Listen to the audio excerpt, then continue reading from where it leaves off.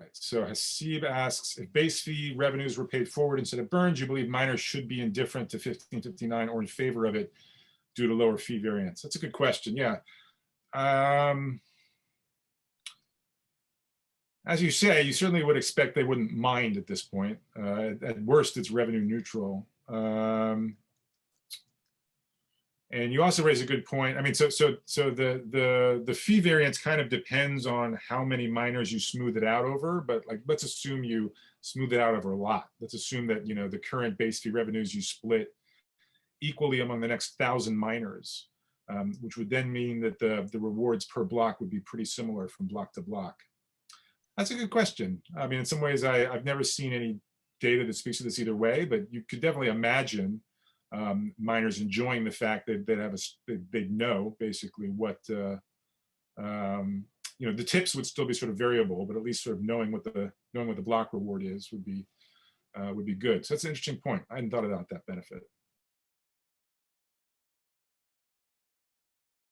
So another kind of a broad question again. Do you have any ideas of like what other kind of economic features of Ethereum or things on Ethereum blockchains in general do you think would be kind of interesting to be for us as a community to analyze more in the future?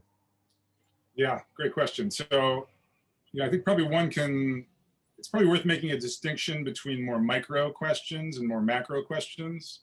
And frankly, my macro knowledge is pretty much non-existent. But so in there, I would include things like, right, so something that comes up in 1559. I didn't have time to talk about this, but like if you think about the two versions where the fees are burned or where the fees are paid forward to miners, that's almost a sort of it seems like that's fundamentally an economic decision.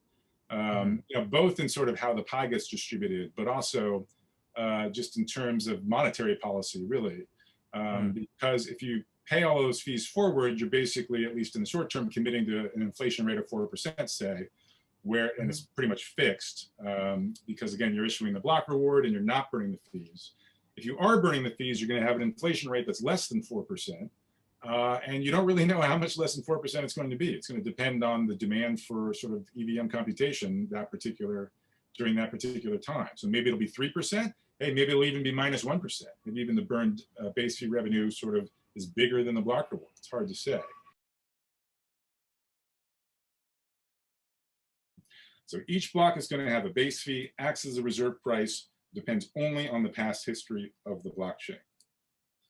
A couple questions immediately come to mind. Okay, so first of all, who gets the base fee revenues? Right, users are going to be paying this base fee, the ones that are willing to pay it. Where does that money go? Question number two is, it's fine to say it depends on blockchain history, but that's kind of vague. Like, how exactly is this base fee going to be set over time?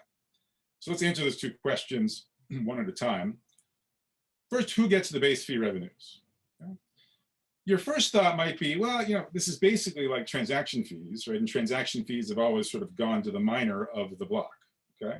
So that seems like the natural place to send the base fee revenues, same place it was going before, to the miner of the block. But here's what's interesting.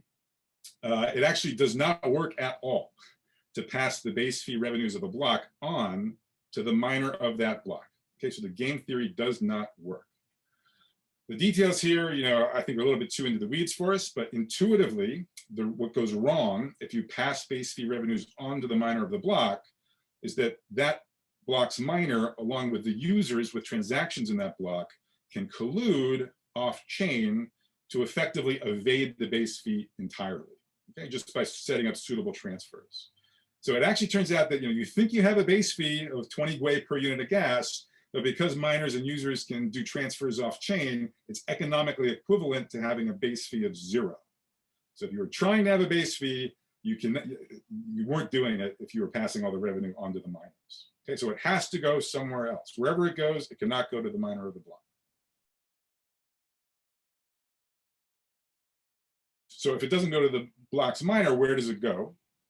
Well, maybe the simplest answer, and the answer which is currently in the 1559 spec, is to simply burn all of the base fee revenues. Okay, and by burn, I just mean you take the coins, that users used to pay for the base fee in the block, and then all of those coins are removed permanently from the supply of circulating ethers, okay?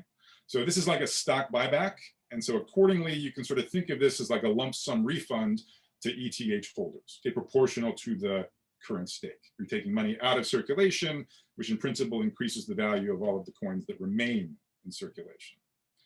All right, so we'll say more about fee burning, and that's been a lot of the discussion around EIP 1559, but I'm here to sort of opine on the economics, and I do want to, and the game theory, and I want to point out that the game theory does not say you must burn the fee. The game theory says you cannot give the base fee revenues to the miner of the block. Anything else is fine. Just don't give it to the miner of the block. So who else could you give it to? Well, for example, one of the alternative designs discussed in the report would be to pay the base fee revenues forward, okay, to the miners of the blocks that are going to be coming up in the future. If there's time permitting, we'll talk a little bit more about that at the end.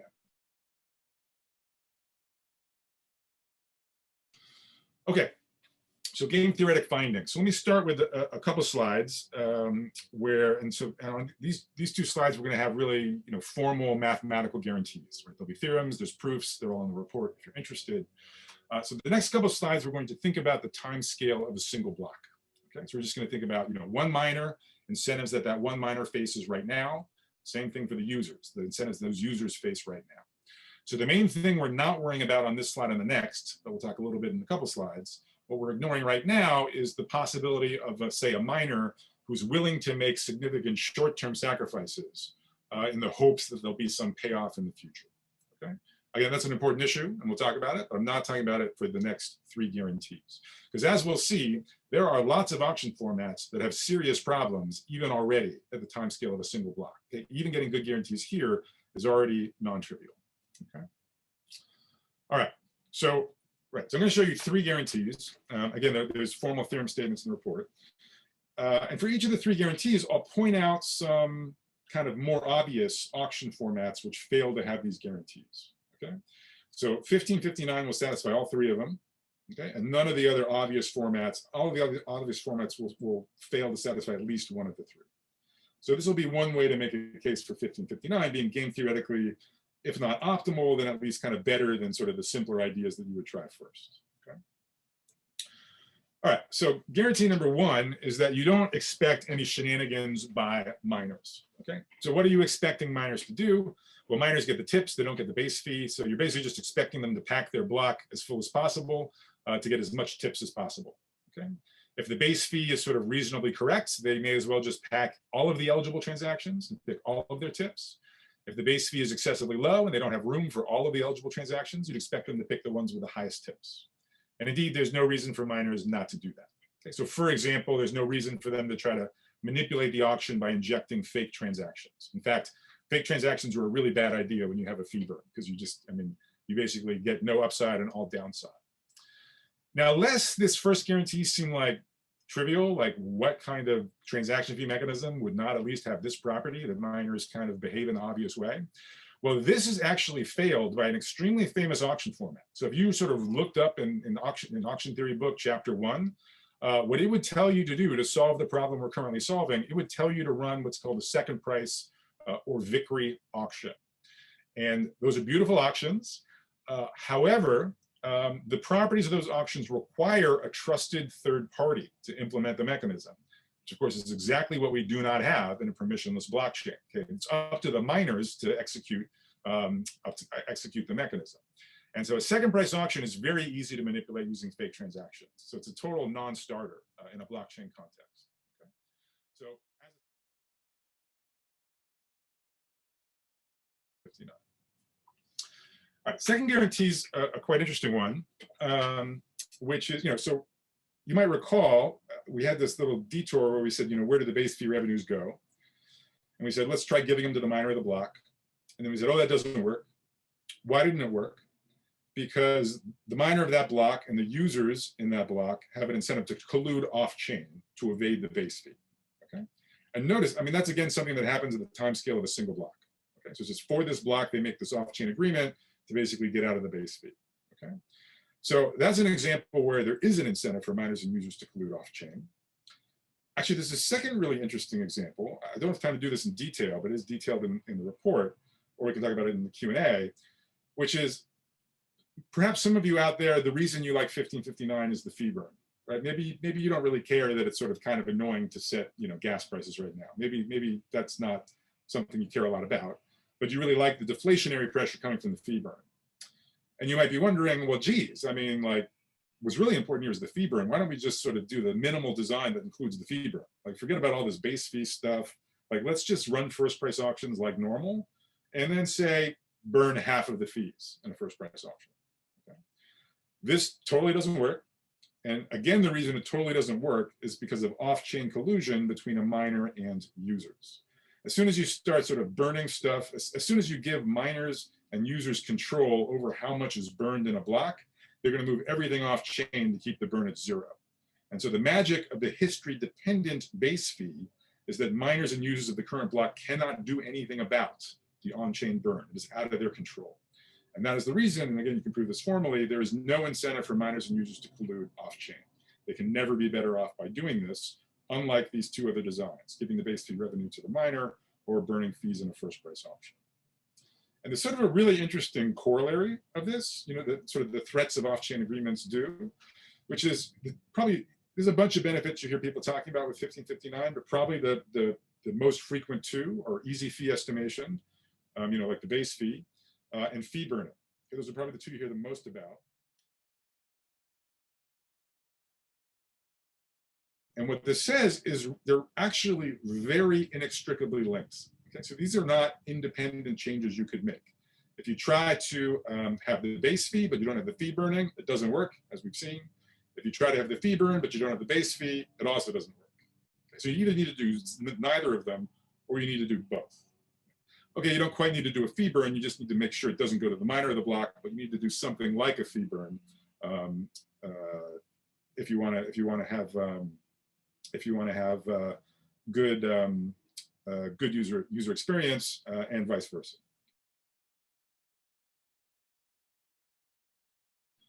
So the question on people's minds is like, okay, miners don't seem to coordinate now, at least not in a way that's harmful. Is that going to change in a post-1559 world?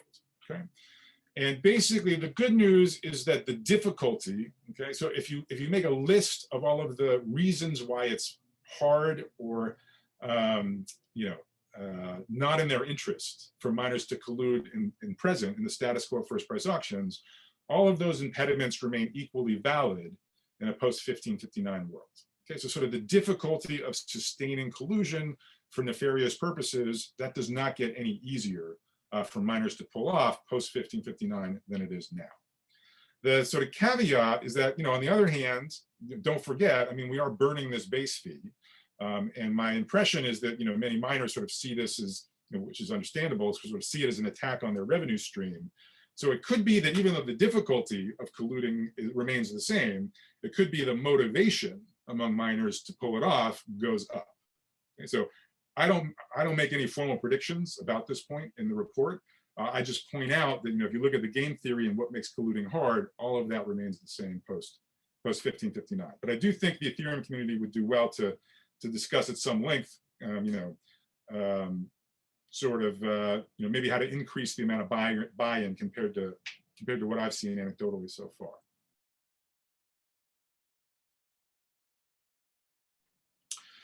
The last thing is just there's some alternative designs, right? So you want to ask, okay, so 1559 has some nice properties, but you want to ask, is there a different mechanism which is better? Okay, it achieves either the same goals in a sort of easier, simpler way, or sort of has even better guarantees. And so there's three things I just want to sort of flash very briefly. One we already mentioned, the game theory only requires base fee revenues to be withheld from a block's miner. It's not important that it's burned. So an alternative design would be to, for example, pay it forward to miners of future blocks. Another interesting design I call the tipless mechanism in the report is rather than letting users sort of specify these variable tips, you could have a hard-coded tip, okay, sort of as a parameter of the protocol. Again, still being transferred to the miners, an incentive for the miner to include transactions. This variation has the benefit that it's actually even easier for users than 1559. You have to make even less assumptions. It's even more obvious what you should do. The bad news, and one could debate how big a deal this is, but the bad news is in these transition periods where you have a low base fee, you would expect sort of tip markets to emerge off-chain because users can no longer express those preferences on-chain. If one could tell a story about why one of these is better than the other along some dimension, right? So like, is there any reason one should be worried about sort of an inflation rate that fluctuates erratically between, you know, -4% and 4%? Is that a problem in any sense? Or is it good for some reason? So that's kind of on the macro side, and which is not my expertise. So like we've talked a lot about kind of collusion, like big collusion attacks, right? Of the kind of 50% or more than 50% level. But there's also the possibility of like smaller collusion attacks, right? So things where you might have a mining pool that has say like 10% of the hash power that tries to do things to try to extract more tips, for example, right? And mining pools with 10%, they have much less power than 50% because they can't censor transactions. But what they can do is they can impose a 10% risk on any transaction that transaction will have to wait a single slot. And there's definitely high priority users for whom that's a fairly significant inconvenience. So have you tried looking at all on kind of micro attacks that are being done by medium-sized actors, or potentially any way things like that could be mitigated? Yeah, that's a good question. I mean, I've thought about it some sort of prompted by, you know, interest in the community as sort of the work was developing. I don't have a formal model for it. I mean, I should say in general, and those of you who look at the report will sort of notice this, that the work that's on the sort of single block time scale, that's all kind of very rigorous. So that, I mean, that's really something I could kind of, you know, write a economic theory paper around. Whereas the discussion of collusion is much more qualitative, I would say. So I mean, it's weaker in a sense because you don't have like a formal model with sort of formal theorem statements. It's much more descriptive. Like here's what we observe, you know, and then speculation about, you know, what 1559 would change. But the other kind of big one that's really important, I think, is collusion, right? Like basically just the fact that, collusion is just like one word with a negative connotation that can describe it, but it's a fairly universal thing, right? Where, like, for example, if you have some big second price auction, then it's efficient if everyone only cares about themselves, but then the economics of it start getting really weird if you assume that the top two bidders are either colluding with each other, or sometimes they might be kind of partially colluding with each other. Like, what if they're two companies that have some shareholders in common but not others? In the case of mining pools, or miners, a lot of the miners know each other. They kind of go to the same parties, live in the same communities. In practice, spends time in the same WeChat groups, and a lot of them are based in China and so forth. And in the case of proof of stake, you have kind of ETH holders, and they kind of have connections with each other too. And sometimes they're, and especially if you start thinking about these larger pools, and so you do get this really complicated world where none of the actors are really looking out for, like, even if they were rational, they would not be looking out for just their own interests. They would be looking out for some kind of complicated combination of their own interests and the interests of some actors that happen to be close to them, and they might have they might be kind of playing long-term games with each other that would encourage them to cooperate with each other, and they might not have kind of open long-term games with other actors and so forth. And once your model of the world starts incorporating these things, it definitely becomes harder to, or much harder to kind of create anything that works perfectly and even get kind of any ironclad predictions about the outputs of a particular mechanism, right? And in the blockchain space, this is one of those. It's, as you've said, an even bigger challenge because you just know less about who the participants are, and you can't necessarily stop the participants from eventually forming into these kind of congregations and having some kind of connection to each other, whether it's between miners and miners, or miners and stakers, or even kind of miners and the transaction senders. So I think this is one of the kind of broader things in a lot of people, but including the blockchain space as well, to kind of struggle with, which is just like how to design mechanisms to be more robust in that kind of world. Hasib asks an interesting question. In addition to lowering transaction fee variance, will 1559 lower the aggregate fees paid by users relative to first price auctions? That's a good question. So it depends a little bit on whether you're asking the question in theory or whether you're asking the question in practice. Theory, I'm actually less sure. In practice, I would expect so, just because there's really two separate effects that are happening. One is what's going on with the market clearing price, which again would be like if you magically knew the exact right base fee. So what we saw is that 1559 keeps the base fee kind of like smoother, less spiky. We didn't really say anything about its average value. But then the second thing you can ask is, are users paying the market clearing price, or are they paying actually sort of inadvertently much more than that? And based on my understanding about how lots of wallets do sort of fee estimation, and even if you just sort of like look at Etherscan and stuff, it seems that plenty of people are paying more than the market clearing price for no good reason. And that dimension you would expect to be made better by 1559. Right? So I don't know if the market clearing price itself is going to be any better on average. If so, not by much, I don't think. But you would expect actual fees paid under 1559 to much more closely hew to the market clearing price than they do currently, where you do see people sort of overpaying due to poor tools.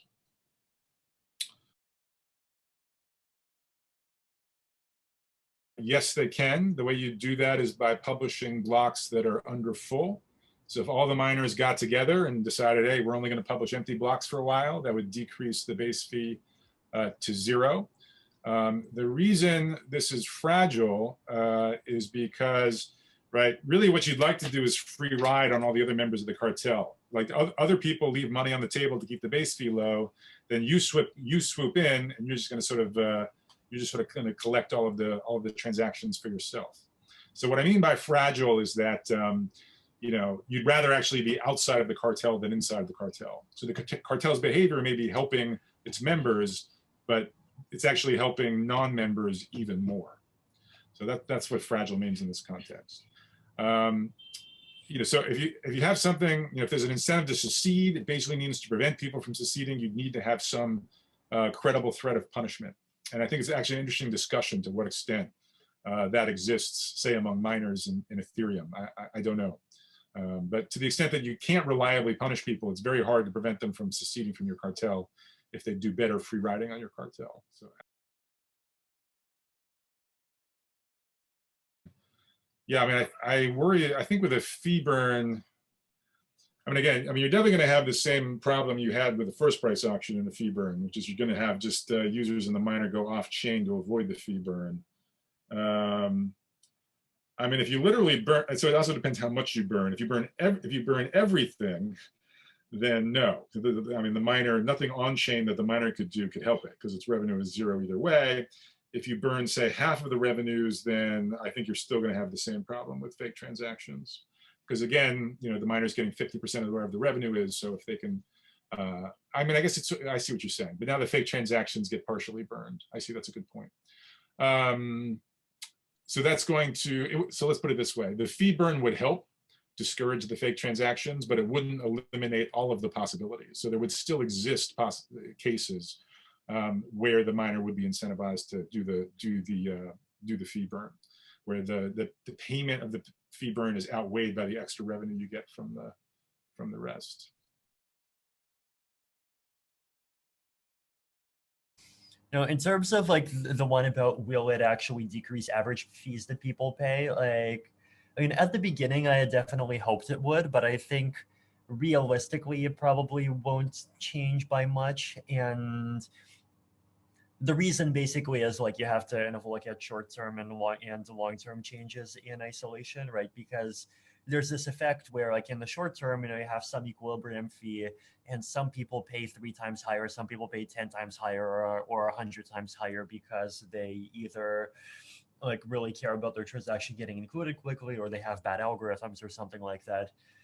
But the thing, like the thing to kind of keep in mind is that like those actors are and they're either impatient or they're not kind of short-term rational, but they may be like more long-term rational. So what I mean is that, you know, if you have any in this environment where, you know, the blocks get basically like roughly filled up, where, you know, the people at the bottom are paying 30 gwei and then there's people paying like say 50 to 300 gwei.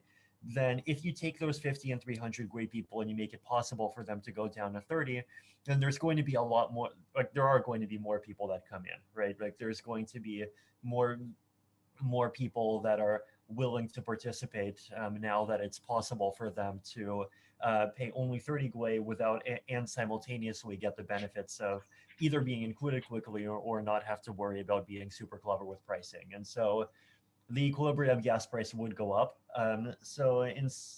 Instead of you know, some people paying 30, other people paying 50 to 300, it might be more like everyone paying 40 or everyone paying 50. And so the gain isn't so much decreasing fees for everyone as it is just increasing fairness and like decreasing the extra costs that you need to pay in order to either wait less or just be less clever about how you do fee estimation.